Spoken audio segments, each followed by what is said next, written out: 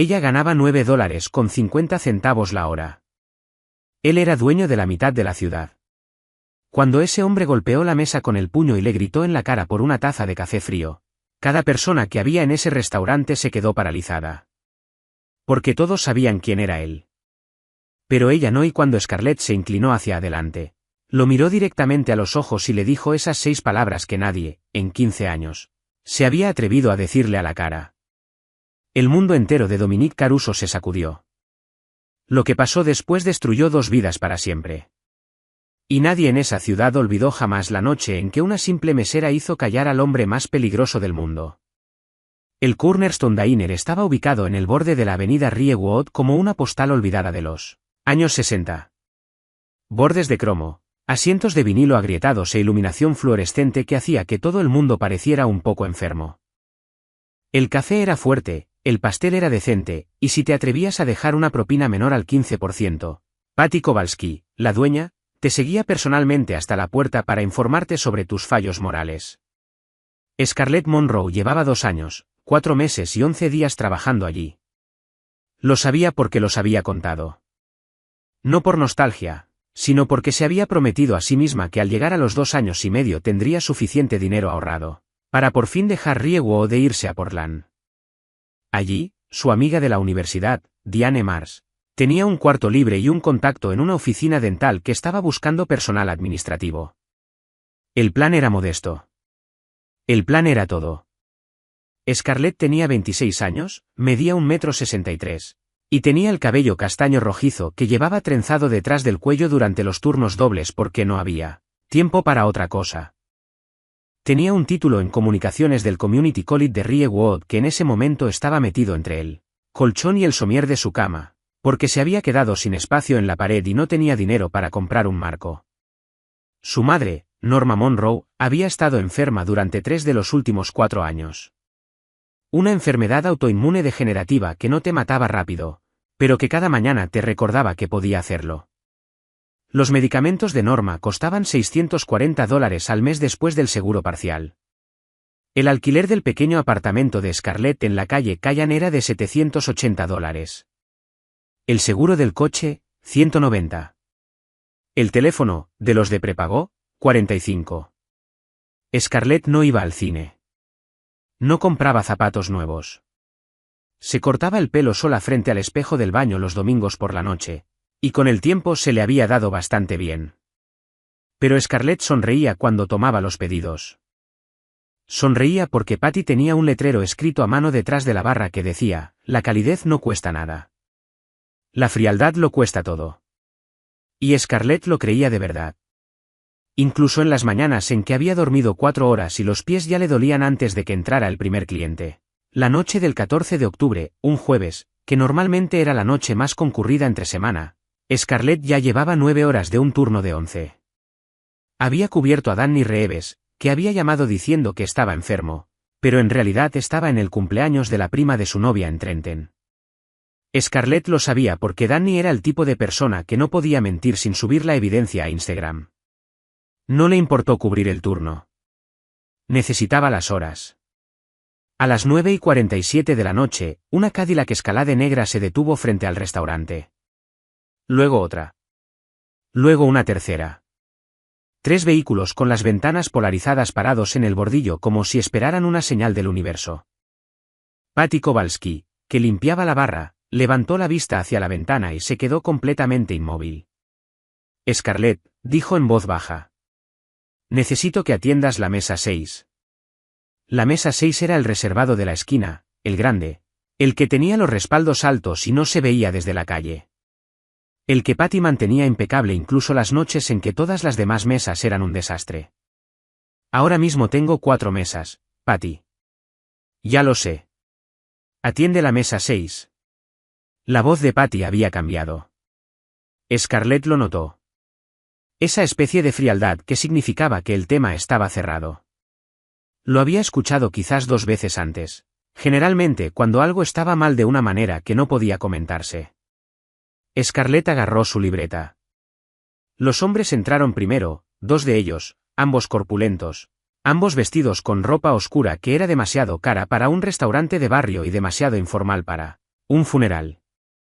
Escanearon la sala con la eficiencia silenciosa de personas que se han dedicado profesionalmente a identificar salidas de emergencia. No le dijeron nada a Scarlett. Se sentaron en los taburetes de la barra mirando hacia afuera. Entonces la puerta volvió a abrirse. Dominic Caruso entró al Cornerstone Diner como un hombre que en su vida entera jamás había considerado si era bienvenido en algún lugar. Tenía 41 años. Era ancho de hombros, con el cabello oscuro plateándose en las sienes y una mandíbula que parecía tallada en algo que no pedía disculpas. Vestía un traje de color carbón sin corbata, el botón de arriba de su camisa blanca desabotonado, y un reloj en la muñeca izquierda que Scarlett descubriría después que costaba más que su coche, su alquiler y todos los medicamentos de su madre juntos. Dominic no miró a nadie. Caminó directamente a la mesa 6 y se sentó. Su nombre era Dominic Caruso. En Riewood, ese nombre significaba algo muy específico. Significaba los contratos de la autoridad portuaria. Significaba el proyecto de reurbanización del East Side. Significaba 3 concejales del ayuntamiento que se ponían muy nerviosos cuando su nombre salía en una conversación. Significaba una familia que había empezado en el negocio de las importaciones en los años 50, legítima sobre el papel, catastrófica en la práctica, y que había evolucionado a lo largo de 3 generaciones hasta convertirse en algo para lo que el FBI tenía un equipo de trabajo dedicado, y que la policía local prefería no pensar los viernes. Scarlett Monroe no sabía nada de eso. Scarlett caminó hacia la mesa 6 con su libreta, un bolígrafo y la sonrisa cálida y entrenada de alguien que llevaba 9 horas de pie y iba a ser profesional al respecto. Bienvenido al Cornerstone, dijo. Le traigo algo de tomar para empezar. Dominic Caruso no levantó la vista del teléfono. Café solo y lo que sea que tengan de sopa esta noche. Bisque de tomate. Está muy buena. Patty la hace desde cero. Dominic no dijo nada. Ya estaba escribiendo algo en el teléfono. Scarlett lo anotó y se fue. Volvió 4 minutos después con el café y la sopa. Los puso con cuidado sobre la mesa. El café estaba caliente. Scarlett había preparado una cafetera nueva específicamente porque la jarra en el fuego llevaba 20 minutos reposando, y con solo mirarlo supo que ese hombre no iba a disfrutar de un café tibio. Tenía razón. Pero no de la manera que esperaba. Dominic levantó la taza, dio un sorbo y la volvió a dejar sobre la mesa con un sonido que era más controlado que un golpe, pero que comunicaba todo lo que un golpe habría comunicado. Está frío, dijo. Scarlett frunció el ceño.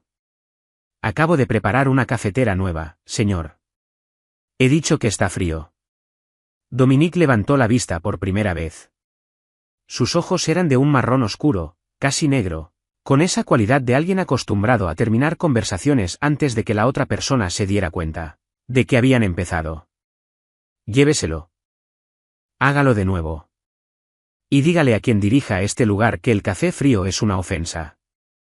Scarlett recogió la taza. Tocó la cerámica por fuera. Estaba caliente. Genuinamente caliente. Señor, la taza está. Yo no me repito.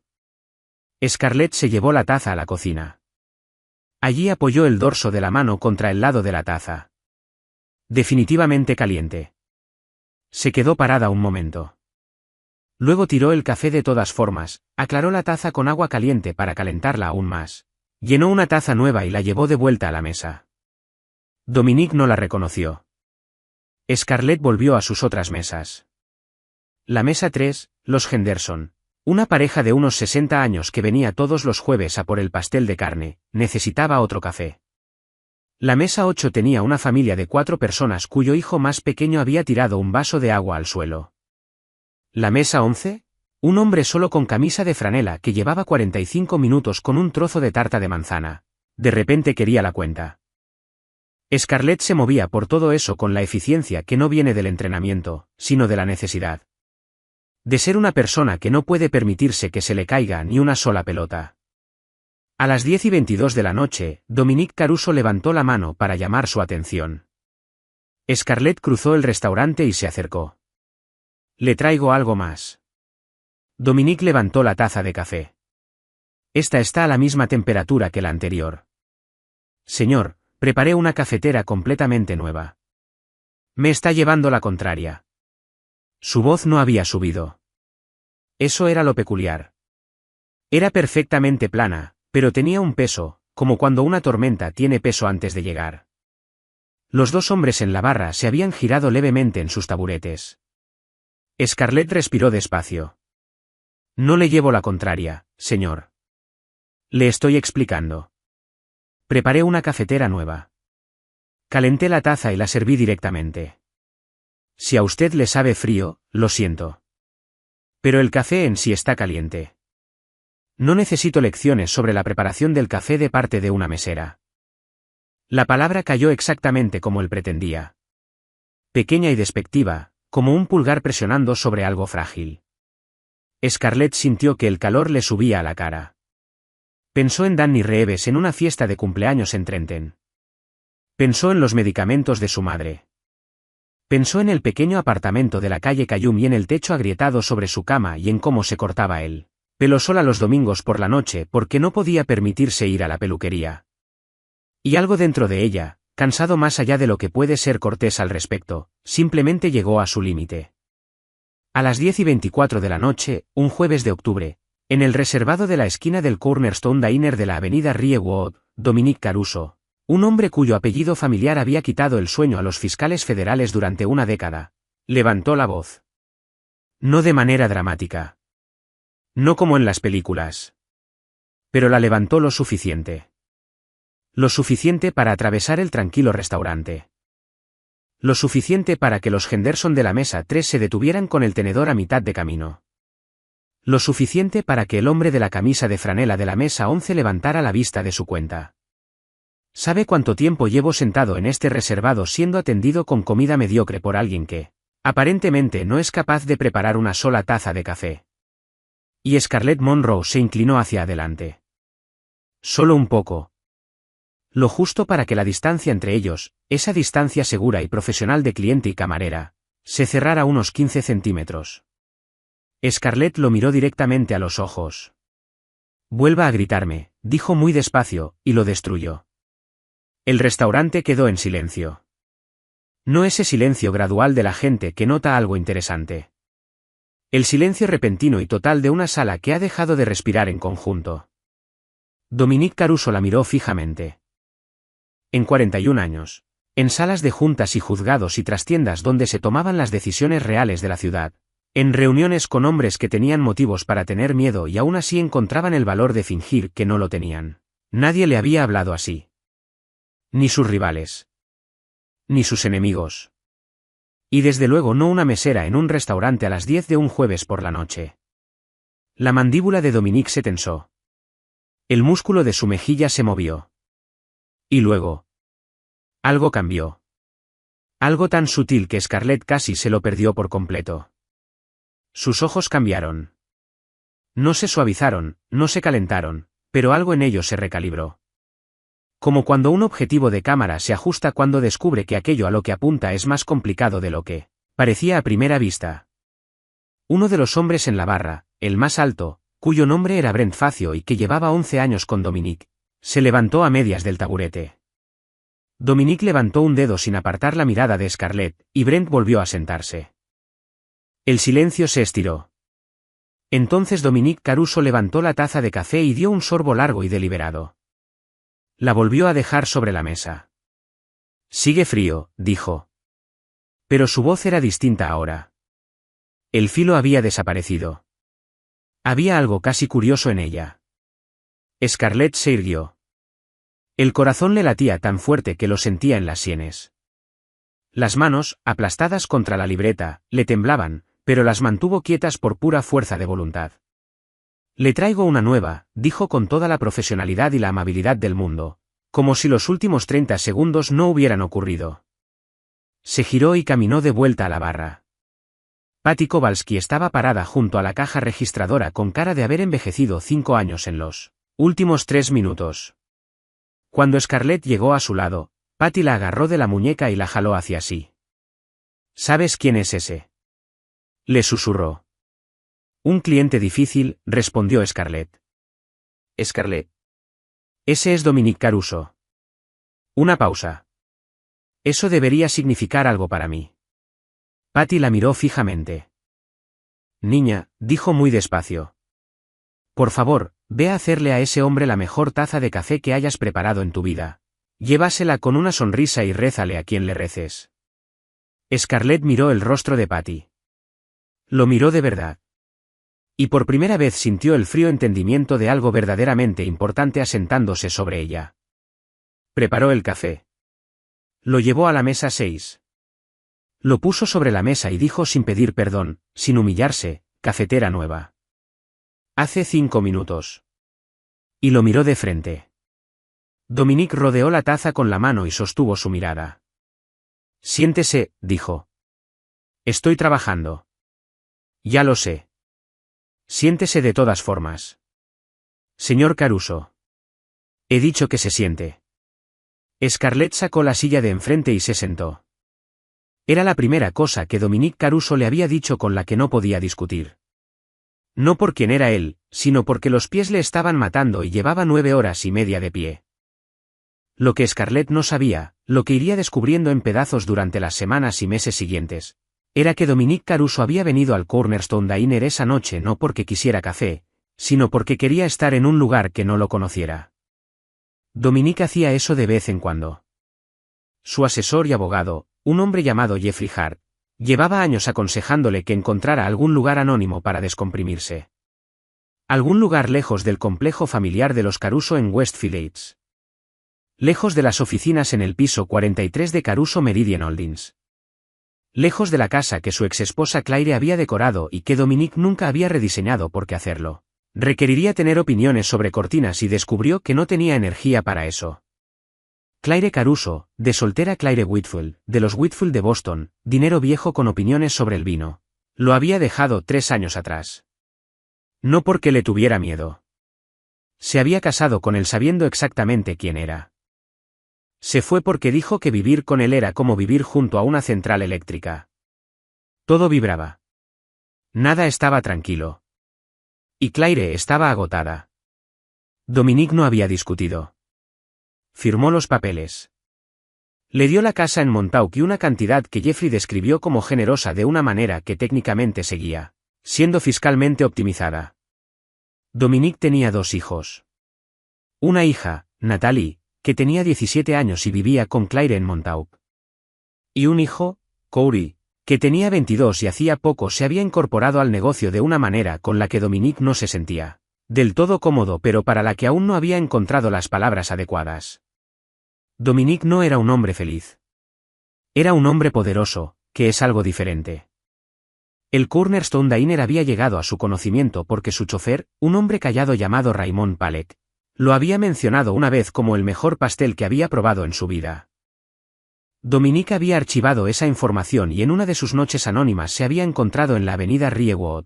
Había vuelto 4 veces en 6 meses. No por el pastel, que era sin duda excelente, sino porque era el tipo de lugar donde nadie lo miraba 2 veces. Donde la iluminación era funcional en lugar de favorecedora. Donde las conversaciones a su alrededor eran sobre cosas ordinarias. Donde el ambiente entero vibraba a una frecuencia tan diferente de la suya propia que lo encontraba inexplicablemente relajante. No esperaba que le dijeran que lo iban a destruir. Dominique estaba sentado frente a Scarlett Monroe estudiándola como estudiaba todo, con atención total y metódica. Scarlett lo miraba con una firmeza notable para alguien que, notó él ahora, tenía un leve temblor en la mano izquierda que estaba controlando activamente. No es usted de Riewood, dijo Dominique. Scarlett parpadeó. Sí lo soy, en realidad. Pero tiene planes de irse. ¿Cómo podría usted saber eso? Dominique no respondió. La miró otro momento.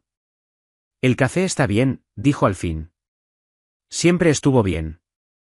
Scarlett lo miró fijamente. Entonces, ¿por qué?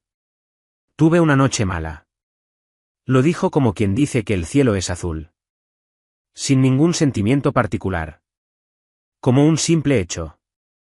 Me lo descargué con usted. Eso estuvo mal. Scarlett Monroe, que llevaba suficiente tiempo en el sector de la hostelería como para reconocer la diferencia entre una disculpa y una declaración de responsabilidad corporativa, esperó, Se lo digo, dijo Dominique, porque es verdad. No porque quiera algo.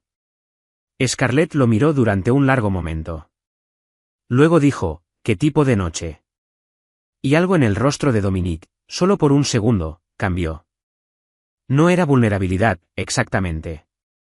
Era más como la puerta de una habitación que siempre está cerrada abriéndose por accidente. Me llamó mi hija, dijo. La semana que viene hay un baile en su colegio y me preguntó si iba a estar allí. Le dije que no sabía si tendría tiempo. Hizo una pausa. La vi en la pantalla del teléfono y entendí, no por primera vez, que se me da muy mal ser padre. Scarlett no dijo nada. Usted preguntó, dijo Dominique. Sí. Otro silencio, completamente diferente al anterior. ¿Cuántos años tiene? Preguntó Scarlett. 17.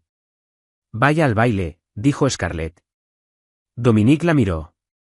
Sé que no es asunto mío, dijo Scarlett, pero vaya. Aunque sea incómodo. Aunque solo esté una hora y se tenga que ir. Vaya. No es poca cosa. Dominique Caruso miró a la mujer al otro lado de la mesa, a esa mujer con la trenza, el delantal de trabajo y el bolígrafo detrás de la oreja, y sintió algo que hacía mucho tiempo que no sentía. Como si alguien le estuviera hablando a él de verdad. No a su nombre, no a su dinero. No a lo que podía hacer o destruir. Ae. 2 días después del encuentro en el restaurante, Scarlett recibió una llamada de un número desconocido. Casi no contestó. Las llamadas de spam se habían vuelto muy agresivas en Riewood, y ella estaba en medio de ayudar a su madre con los medicamentos de la mañana, lo que requería paciencia y concentración porque las manos de Norma Monroe temblaban y Norma odiaba que la ayudaran, aunque aceptaba la ayuda de Scarlett más que la de cualquier otra persona. Contestó. Señorita Monroe. Era la voz de un hombre, no la de Dominique. Pulida, cuidadosa, la voz de alguien que hablaba en nombre de otra persona. Mi nombre es Jeffrey Hart. Llamo en representación de Caruso Meridian Holdings en relación con... Scarlett colgó. El teléfono volvió a sonar de inmediato. Scarlett contestó porque era el tipo de persona que se sentía culpable por colgar, incluso en llamadas que no debería haber atendido. Por favor, no cuelgue, dijo Jeffrey Hart rápidamente. Entiendo que esto es inesperado. El señor Caruso quiere ofrecerle un puesto. Scarlett dejó el organizador de pastillas en la encimera de la cocina. ¿Cómo dice? Un puesto administrativo en Caruso Meridian Holdings. $34 la hora. Paquete completo de beneficios. El señor Caruso le pide que lo considere. Scarlett miró a su madre, que la miraba de vuelta con la expresión de alguien que tiene unos instintos excelentes y los está usando todos en ese momento. ¿Por qué? Dijo Scarlett. El señor Caruso cree que fue tratada injustamente durante su interacción con él y le gustaría compensarla. Eso no es una compensación. Es dinero para comprar mi silencio. Scarlett no había planeado decir eso. Salió solo, como a veces salen las verdades. Dígale al señor Caruso que agradezco la llamada, pero que estoy bien. Colgó. Se quedó parada en la cocina un momento, consciente de que las manos le volvían a temblar. Su madre dijo, ¿quién era? Número equivocado, dijo Scarlett. Norma Monroe no parecía convencida. Lo que siguió durante las siguientes 2 semanas fue algo para lo que Scarlett no tenía palabras. Porque nada en su vida anterior la había preparado para ello. No era acoso, exactamente. Era más como un sutil reordenamiento del clima a su alrededor. Un hombre que ella no reconocía se sentó en su sección una noche sí y otra no durante toda una semana. Siempre pedía cosas sencillas. Siempre dejaba muy buena propina. Siempre se iba sin incidente. Scarlett se dijo a sí misma que era una coincidencia. Casi se lo creyó. Luego Danny Reeves, que había vuelto de Trenton y de la fiesta de cumpleaños de la prima de la novia con una ligera quemadura de sol, y absolutamente ningún remordimiento, le contó que alguien había llamado a Patty para preguntar sobre el horario del personal. Un tipo muy educado, dijo Danny. Sonaba como abogado. Y Patty no le había dicho nada a Scarlett al respecto, lo que significaba que Patty tenía miedo. Lo que significaba que esto era real. Scarlett no era el tipo de persona que entraba en pánico. Era el tipo de persona que hacía listas. Se sentó en su apartamento de la calle Cayum con un bloc de notas y escribió lo que sabía. Un hombre poderoso había sido grosero con ella. Ella había sido grosera con él. Él se había disculpado a su manera peculiar. Luego había intentado ofrecerle un trabajo que ella no había pedido, y ahora alguien preguntaba por su horario. Al final de la lista escribió, ¿esto es peligroso o es algo diferente? Se quedó mirando la pregunta mucho tiempo. Luego escribió, ¿importa si no puedo distinguirlo? Rompió el papel y se fue a trabajar. Scarlett había decidido evitar la mesa 6 completamente si Dominic Caruso volvía. Había planeado un sistema con Danny. Si los SV versus negros apareaban afuera, Danny se quedaría con ese reservado. Ese plan duró exactamente un turno. 3 semanas después del primer encuentro, Dominic Caruso entró al Cornerstone Diner de nuevo a las 9:30 de la noche. Esta vez sin los vehículos de escolta. Esta vez con una chaqueta ligeramente menos formal. Lana oscura, cuello levantado contra el frío de octubre. Esta vez se sentó en la barra. Se sentó en la barra y le dijo a Patty Kowalski, que estaba detrás mirándolo como si fuera a desmayarse, que quería lo que estuviera bueno esa noche y si Scarlett podría venir a hablar con él. Patty mandó a Danny a buscar a Scarlett a la cocina. Danny reportó de vuelta que Scarlett había dicho, dile que estoy trabajando. Patty se lo transmitió a Dominic. Dominic asintió despacio. Luego pidió el bisque de tomate, un sándwich de queso a la plancha en pan de masa madre y un trozo del pastel de manzana del que le había hablado Raymond. Se lo comió todo metódicamente y sin quejarse. Dejó una propina de $200 sobre una cuenta de 19. No volvió a pedir a Scarlett. Pero al salir, se detuvo al final de la barra, donde Scarlett estaba rellenando la cafetera de espaldas a él, y dijo sin girarse para hacer contacto visual, mi hija se llama Natalie. Fui al baile. Scarlett se quedó inmóvil. Lloró un poco cuando llegué, dijo Dominic. De alegría. Nunca la había visto hacer eso. Una pausa. Pensé que usted querría saberlo. ¿Se fue? Scarlett se quedó parada en la barra un largo momento sosteniendo la cafetera. Danny apareció a su lado. ¿Quién es ese tipo? No lo sé, dijo Scarlett. Genuinamente no lo sé. Pero pensó en Natalie Caruso llorando de alegría. Y no podía hacer que no importara. La tercera vez que Dominic Caruso vino al Cornerstone fue un domingo por la tarde, completamente fuera de guión, sin planificación previa, sin escolta. Llegó a las 2 de la tarde en jeans y un suéter gris, y se veía tan inesperadamente como una persona normal que Scarlett casi no lo reconoció hasta que ya estaba parada frente a su mesa con la libreta. Scarlett se detuvo en seco. Dominic levantó la vista. Voy a preguntarle algo, dijo, y quiero que me responda como si yo no fuera quien usted ya sabe que soy. Como si fuera simplemente el cliente difícil de hace unas semanas que todavía le debe una disculpa que no está seguro de haber dado correctamente. Scarlett lo estudió. ¿Cuál es la pregunta? ¿Vendría a cenar conmigo? Scarlett lo miró un largo momento. Eso no es una pregunta, dijo.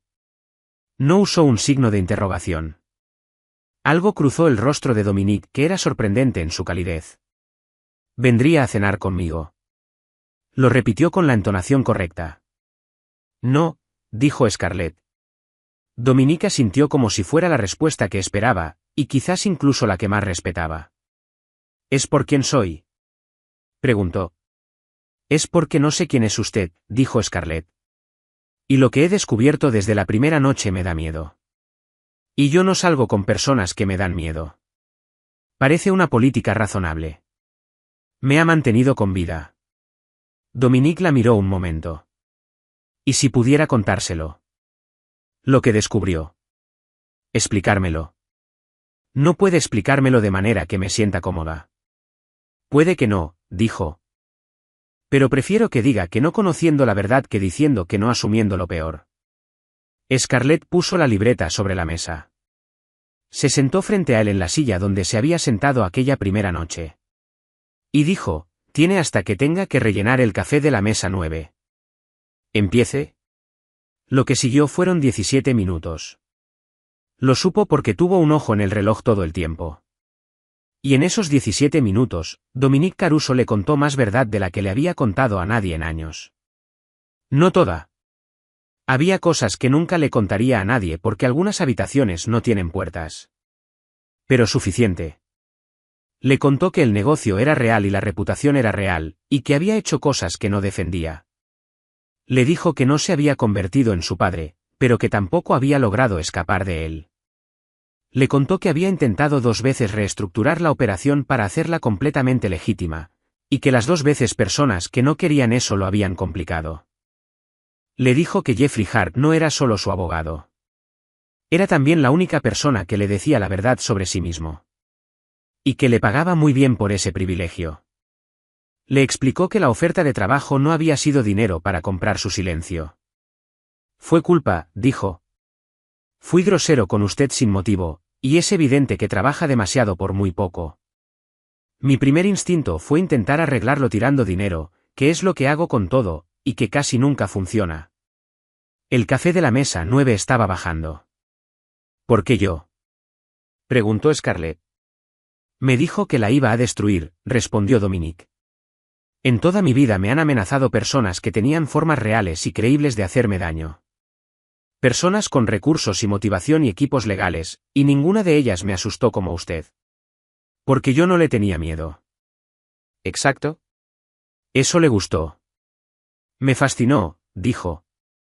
Me sigue fascinando. Scarlett lo miró. Luego se puso de pie, agarró la libreta y dijo, lo pensaré. Fue a rellenar el café de la mesa 9. Scarlett dijo que sí a la cena 6 días después. Se dijo a sí misma que era curiosidad. Le dijo a su madre que era networking. A Danny no le dijo absolutamente nada porque Danny no podía guardarse información sensible. Le contó a Diane Mars en Portland porque Diane era su amiga más cercana y una mujer con un juicio excelente. Y Diane dijo, por favor dime que no estás haciendo lo que creo que estás haciendo. Y cuando Scarlett confirmó que en efecto estaba haciendo exactamente eso, Diane dijo, está bien, pero mándame su nombre completo y la dirección donde van a ir. Y si no me escribes antes de medianoche, llamo a la policía. Era razonable. Scarlett lo hizo. El restaurante se llamaba Sarto y estaba en el piso 20 de un edificio en la calle Meridian del centro, y no tenía ningún cartel afuera porque no lo necesitaba. Dominique ya estaba allí cuando Scarlett llegó. Dominique se puso de pie cuando entró. Scarlett llevaba un vestido verde que tenía desde hacía 3 años, que se había puesto 2 veces y que había guardado porque había pagado $45 por él en una tienda de segunda mano y sentía que $45 merecían más que 2 salidas. Se había hecho el pelo ella misma, y por primera vez en años lo llevaba suelto.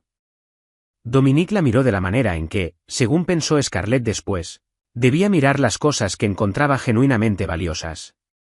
No con posesividad, no de manera performativa, sino con una especie de atención tranquila y concentrada. Ha venido, dijo.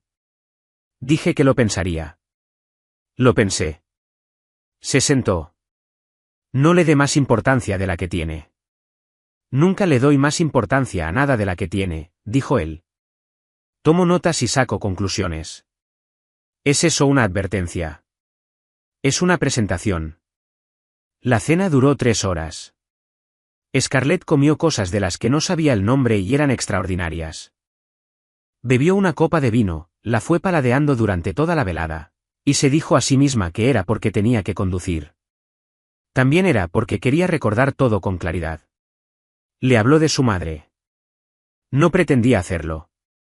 Salió a mitad de una conversación sobre por qué seguía en Riewood, una ciudad que nunca había llegado a querer del todo. Y una vez que empezó, no encontró un lugar natural donde detenerse. Le habló sobre los costes de los medicamentos y la brecha del seguro, y sobre el plan de ahorrar suficiente para mudarse a Portland, y como el plan seguía retrasándose porque los costes no dejaban de subir levemente, como sube todo, hasta que la distancia entre donde estaba y donde necesitaba estar no se sentía más pequeña, sino de alguna manera más grande. Dominique escuchó sin interrumpir, sin ofrecer nada. Scarlett lo notó porque era inusual. La mayoría de la gente empezaba a buscar soluciones en el segundo párrafo. Cuando Scarlett terminó, Dominique dijo, ¿cuál es su condición? Scarlett se lo dijo. Dominique asintió despacio. Mi madre tuvo algo parecido. Clasificación diferente. Murió cuando yo tenía 34. Miró la mesa un momento. Yo no estaba allí. Estaba en Frankfurt por negocios. Me llamó mi hermano. Lo siento, dijo Scarlett. Lo manejé como manejo la mayoría de las cosas que no puedo arreglar, dijo. Haciendo algo en una dirección diferente. Levantó la vista. Reestructuré una parte de las operaciones del puerto de Hamburgo en su memoria, lo cual ella habría encontrado desconcertante de haberlo sabido. Scarlett se rió antes de poder evitarlo. Una risa de verdad, de esas repentinas y sorprendidas, y algo en el rostro de Dominique se reorganizó en respuesta.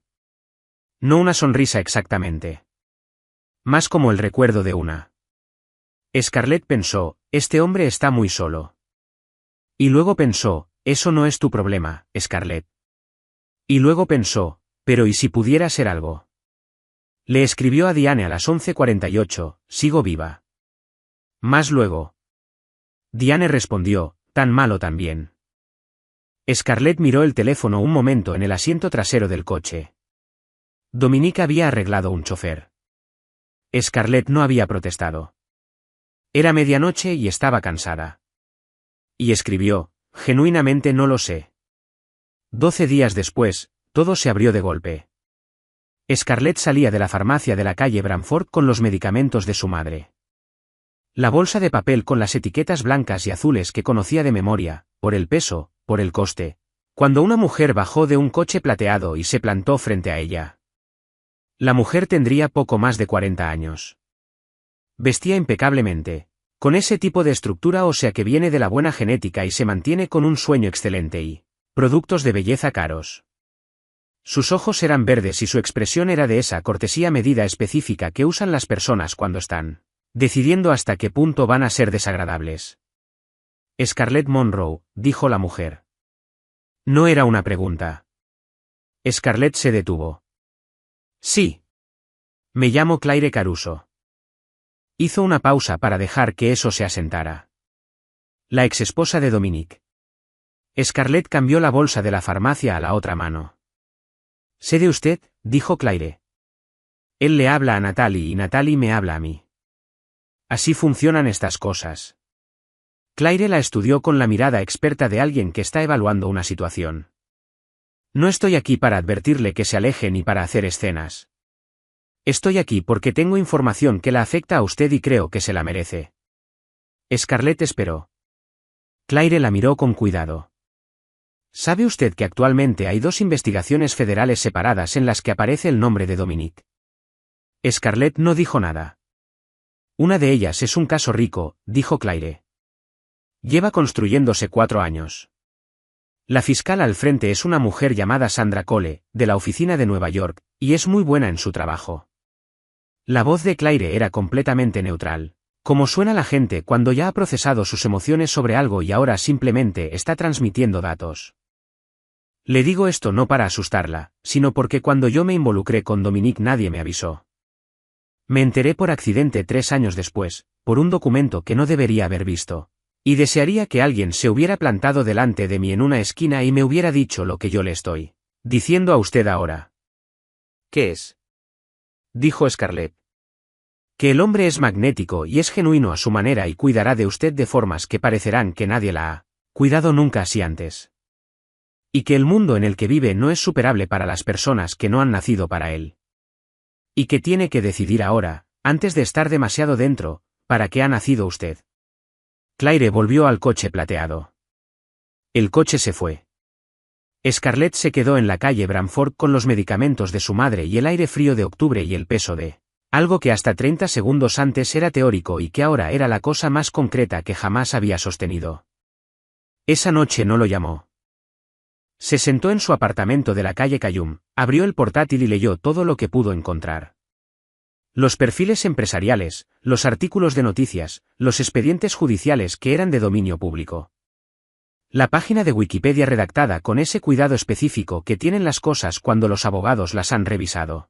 Encontró el nombre de Sandra Cole en un artículo de 3 años atrás en el Newark Tribune sobre una investigación federal de irregularidades en la contratación de la autoridad portuaria.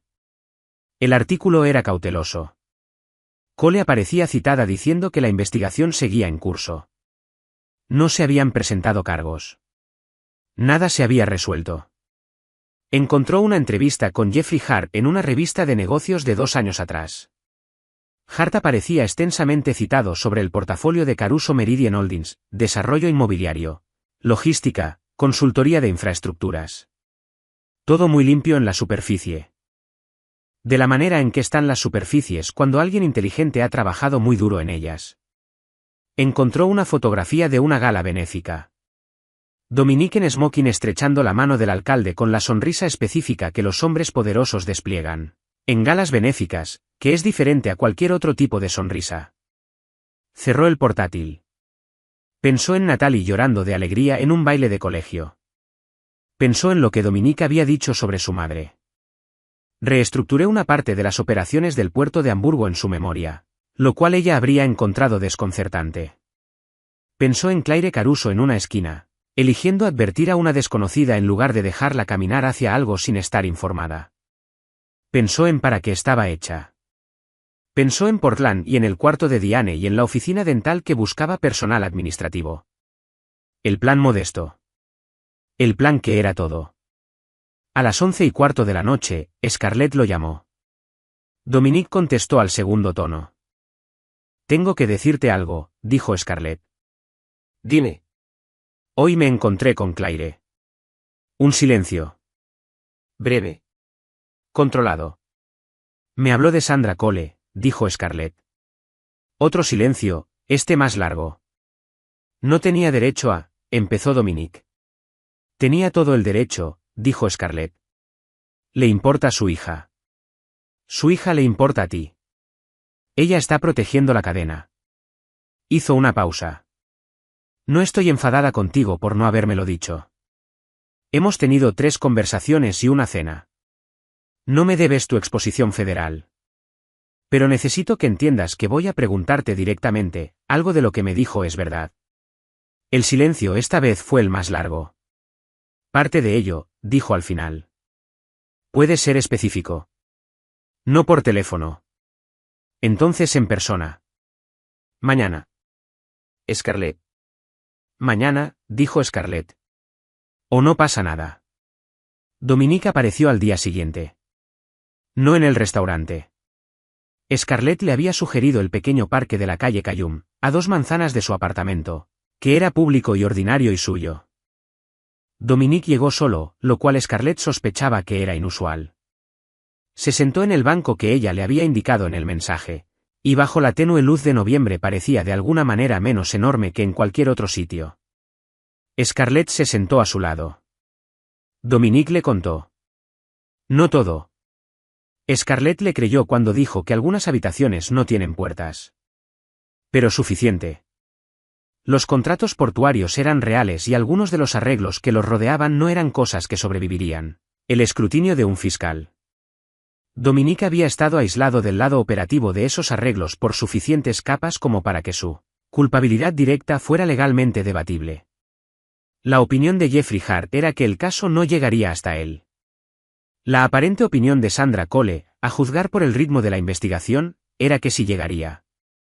¿Qué vas a hacer?, preguntó Scarlett. Jeffrey está trabajando en un marco de cooperación, dijo Dominique. Lleva 14 meses en discusión. Hay personas por debajo de mí en la estructura que se verían más significativamente afectadas. La pregunta es si lo que yo proporciono es suficiente para satisfacer lo que Cole quiere. Y lo es. Dominique la miró. Probablemente no. Scarlett lo asimiló. ¿Por qué me lo cuentas?, preguntó. No con acusación. Genuinamente preguntando. ¿Por qué lo preguntaste? La gente pregunta cosas y no siempre obtiene respuestas. Lo sé, dijo Dominique.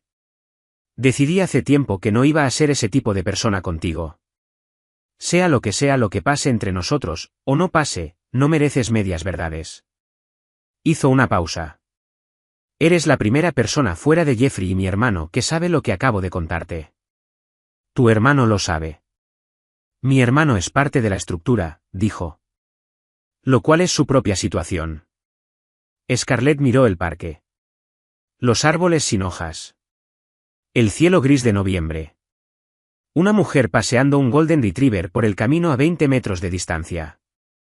Pensó en el cuarto de Diane en Portland. Pensó en para qué estaba hecha. No estoy hecha para el mundo en el que vives, dijo. Lo sé, dijo Dominique. Pero creo que tú ya lo sabes también, y estás aquí de todas formas. Sí. ¿Por qué? Dominique la miró durante un largo momento. La respuesta, cuando llegó, fue tranquila. Porque me dijiste que fuera al baile de mi hija, dijo. Porque me dijiste que el café estaba caliente cuando yo insistía en que no lo estaba. Porque te sientas frente a mí y me hablas como a una persona que puede rendir cuentas. Y no sé la última vez que alguien hizo eso. Una pausa. Y porque me gustaría mucho ser alguien en quien puedas confiar. Todavía no he decidido si lo soy, pero me gustaría intentar serlo. Scarlett Monroe estaba sentada en un banco de un parque en noviembre mirando a ese hombre complicado, poderoso y genuinamente solo, y sentía con total claridad la sensación de estar en una encrucijada donde los dos caminos eran reales. Ambos tenían consecuencias reales, y nadie en el mundo podía tomar la decisión por ella. Dijo, no me voy a Portland todavía. Dominique la miró. No me hagas arrepentirme, dijo Scarlett. Algo se movió en el rostro de Dominique entonces. No la recalibración ajustada de aquella primera noche. No la curiosidad guardada de la barra del restaurante. Sino algo en bruto. Algo que parecía alivio. Como un hombre que había cargado algo muy pesado durante mucho tiempo y al que, por primera vez, le ofrecían permiso para dejarlo en el suelo. Lo intentaré, dijo. Eso no es suficiente, dijo Scarlett. No, acordó Dominique. No lo es. Lo sé. 3 meses después, la investigación de Sandra Cole produjo 7 acusaciones formales. El nombre de Dominique Caruso no estaba entre ellas. Jeffrey Hart había entregado, al final, suficiente para satisfacer los parámetros del marco de cooperación, aunque los detalles estaban sellados y seguirían así durante mucho tiempo. El hermano de Dominique, un hombre llamado Patrick Caruso, estaba entre los acusados. Eso, más que la investigación, más que los abogados, más que cualquier presión externa, fue lo que le llegó a Dominique de la manera que lo cambió. No lo rompió. Lo cambió. Dominique llamó a Scarlett desde el coche frente al edificio federal la tarde en que el nombre de Patrick apareció en el documento. No dijo mucho. Estoy trabajando hasta las 7. Ven a la calle Cayum a las 7:30. Dominique llegó a las 7:30. Se sentaron en el pequeño apartamento de Scarlett, el del techo agrietado y el título metido entre el colchón y el somier, y Scarlett le hizo té porque se le había acabado el café y en ese momento no podía permitirse que le importara. Y Dominique se sentó en la única silla buena que Scarlett tenía, y Scarlett se sentó frente a él en el borde de la cama, y ninguno de los dos dijo nada significativo durante 20 minutos, lo cual era en sí mismo un tipo de lenguaje. Esa noche Dominique conoció a Norma Monroe. Norma, que tenía un día relativamente bueno, lo que significaba que las manos solo le temblaban un poco y tenía la voz clara. Lo miró durante un largo momento y dijo, «Eres el que hace pensar a mi hija». «Espero que no sea una queja», dijo Dominique. «Es una observación», dijo Norma. «Ella piensa muchísimo por su cuenta. Tú simplemente le has dado material nuevo». Dominique sonrió. La sonrisa de verdad. Scarlett tomó nota mentalmente de cómo era porque no la había visto antes. Corey Caruso, de 22 años, que se había incorporado al negocio de una manera que preocupaba a su padre, recibió una llamada de Dominique en enero que fue, según todos los indicios, la conversación más difícil que Dominique había tenido en años. Dominique le dijo que la operación tal como existía iba a cambiar de manera fundamental, no por presión ni por amenaza, sino porque Dominique había decidido a los 41 años que ya no estaba dispuesto a dejarles a sus hijos una estructura de la que tendrían que huir. Corey discutió. Hubo gritos por un lado. La llamada duró 90 minutos.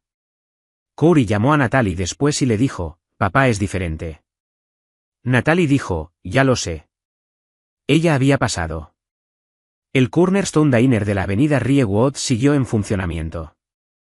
Patty Kowalski siguió haciendo el bisque de tomate desde cero y aplicando la política del 15% de propina. Danny Reeves siguió llamando diciendo que estaba enfermo de vez en cuando y subiendo pruebas a Instagram. Scarlett Monroe siguió trabajando allí durante un tiempo. No porque tuviera que hacerlo, sino porque no estaba lista para irse sin un plan. Y seguía construyendo el plan. Y esta vez el plan no era escapar de ningún sitio. Era construir hacia algo. Scarlett siguió cortándose el pelo los domingos por la noche, no porque ya no pudiera permitirse una peluquería.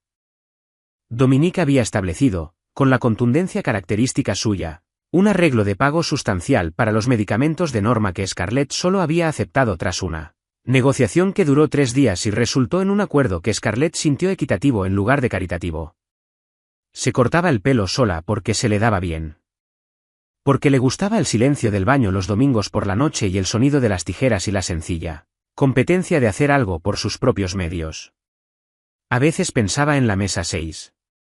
En ese momento. Las 10:24 de la noche. El silencio del restaurante. La manera en que todos habían dejado de respirar. Vuelve a gritarme y te destruyo. Scarlett lo había dicho como una línea en la arena. No lo había dicho como el principio de algo que iba a reorganizar toda su vida. Pero eso, estaba aprendiendo, era lo que tenían las líneas en la arena. Nunca sabes cuál es nota la marea. Ella era una mesera que ganaba 9,50 la hora, con una madre enferma, un plan y 6 palabras que lo cambiaron todo. Él era un hombre que poseía la mitad de una ciudad, que no había sonreído en años y que se sentó en un restaurante un jueves por la noche buscando un lugar que no supiera su nombre. Ninguno de los dos buscó lo que encontró. Las cosas más transformadoras rara vez llegan anunciadas. Scarlett Monroe no salvó a Dominique Caruso. No lo arregló, no lo redimió, no lo convirtió en alguien que no era. Hizo algo más difícil y más extraño. Se negó a desaparecer delante de él. Mantuvo su terreno. Le dijo la verdad aunque no fuera educado a hacerlo. Se quedó con él en el silencio cuando Dominique necesitaba el silencio más que las palabras. Y él, por su parte, hizo lo que muy pocas personas en su mundo habían hecho en mucho tiempo. Intentó ser alguien digno de confianza. Esa es la historia. No es un cuento de hadas. No es una advertencia. Es la historia de 2 personas paradas al borde de sus propias vidas que decidieron, juntas, que merecía la pena pisar ese terreno incierto. Si esta historia te movió, si te viste reflejado en los ojos cansados y decididos de Scarlett, o reconociste a alguien que quieres en la soledad silenciosa detrás del poder de Dominique, dale al like ahora mismo. Compártela con alguien que necesite escuchar que las conexiones más improbables son a veces las más reales. Y suscríbete, porque cada semana te traemos historias como esta. Llenas de verdad, llenas de drama, llenas de esos momentos que ocurren cuando las personas ordinarias se niegan a quedarse pequeñas. La próxima historia ya te está esperando. No te la pierdas.